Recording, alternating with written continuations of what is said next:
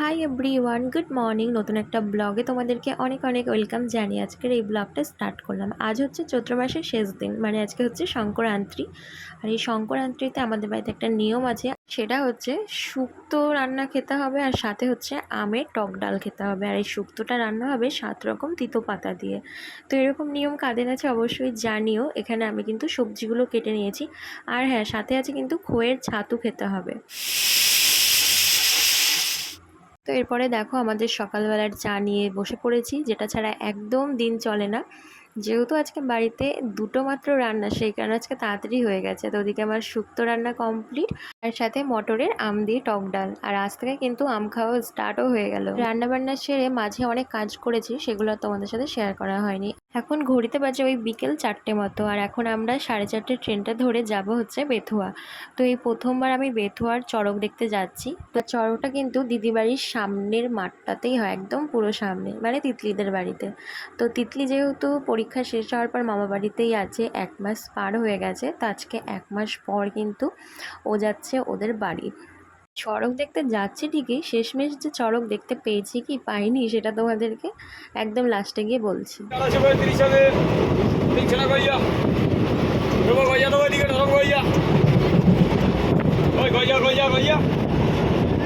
তো ট্রেন থেকে নেমে পড়েছি বেথুয়া ডহরি স্টেশন।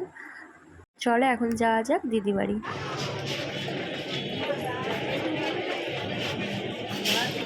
তো স্টেশন থেকে বেরিয়ে আমরা এখন টোটোতে উঠে পড়েছি।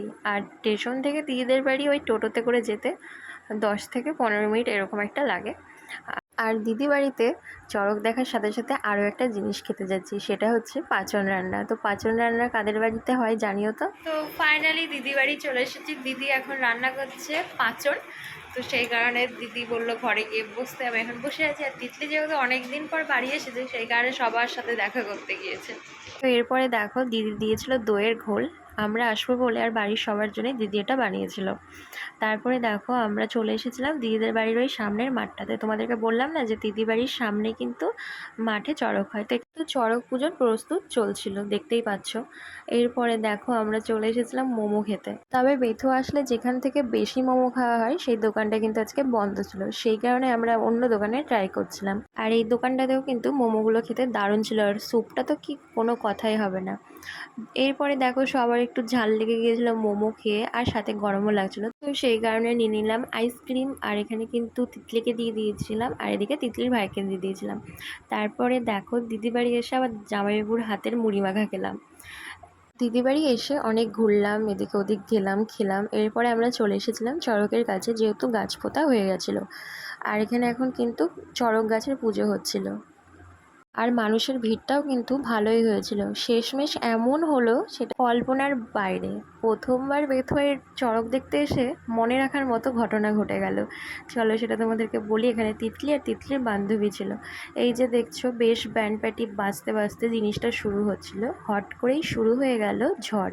দেখতেই পাচ্ছ ঝড়ে কিন্তু বেলুন থেকে শুরু করে সব কিছুই যেন উড়ে যাচ্ছিল, আর সাথে কিন্তু ধুলোও ছিল, কি বলবো তোমাদেরকে। তো এই ঝড় দেখেও আমরা কিন্তু এইখানেই দাঁড়িয়ে যাই।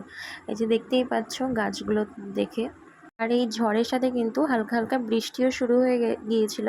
তো আমরা ভেবেছিলাম যে না, এর মধ্যেই হয়তো চড়ক ঘোরাবে বা বৃষ্টি থেমে যাবে, কিন্তু না, এই বৃষ্টি যে সারা রাত ধরে চলবে সেটা আমরা কিন্তু ভাবতেই পারিনি। তো যেহেতু এখানে স্কুল ছিল, স্কুলের সেই জানলার সানসাইডগুলোতে আমরা গিয়ে দাঁড়িয়ে যাই। আর এই যে দেখো মানুষজনও কিন্তু বেরিয়ে পড়ে, কারণ বৃষ্টি শুরু হয়ে গেছিলো, এখানে চড়ক দেখার মতো আর অবস্থা ছিল না। এত লোক আসলো আশা করে, আর সব কিন্তু বৃষ্টিতে শেষ করে দিল। তো আমরা কিন্তু তাও মাঠেই দাঁড়িয়েছিলাম। আর এই যে দেখো বৃষ্টি শুরু হয়ে গিয়েছিল। এই বৃষ্টি এত জোরে যে শুরু হলো, চড়ক আর ঘোরা হলো না, সাথে আমরা কিন্তু বৃষ্টিতে ভিজে একবারে শান হয়ে গেলাম। চড়ক দেখতে এসে দেখো বৃষ্টিতে ভিজে স্নান হয়ে গিয়েছি, পুরো জামা ভিজে গিয়েছে সবাই। তো প্রচুর মানুষ কিন্তু আটকে পড়েছিল, বৃষ্টির জন্য যেতে পেরেছিল না। তো তারপর মাঝে ছিল না কারেন্ট, তো এখন দিদি আমাদের খেতে দিয়ে দিয়েছিল। তো এটা হচ্ছে পাঁচনের সাথে ভাত আর টক ডাল ছিল। অনেক কষ্টে একটা টোটো পেয়ে সাথে সাথে স্টেশনে আসলাম। আর যেহেতু আমরা সবাই ভিজে গিয়েছিলাম সেই কারণে এক ড্রেস পরে আমরা আরেক ড্রেস পরে ফিরেছিলাম। এই যেমন ধরো তিতলির ড্রেস আমি পরেছিলাম আর জামাইবাবুর ড্রেস আমার বর পরেছিল। তো এইভাবে আমরা চলে আসলাম দেবগ্রাম স্টেশন। তো চলো আজকে আমাদের ভিডিওটা আমি এখানে শেষ করলাম। Tata, by.